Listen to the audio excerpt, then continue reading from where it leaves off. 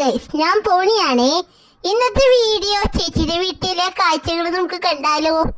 ഇത് ചേച്ചിയുടെ അരിഷ്ടം. പിന്നെ ചേച്ചിക്ക് ഓഫീസിൽ നിന്ന് ന്യൂട്രി ബ്ലെൻഡർ ഉണ്ട്. ഇനി നമുക്ക് അടുക്കളയിൽ പോയി നോക്കാം ചിക്കൻ വെച്ചിട്ടുണ്ടോന്ന്.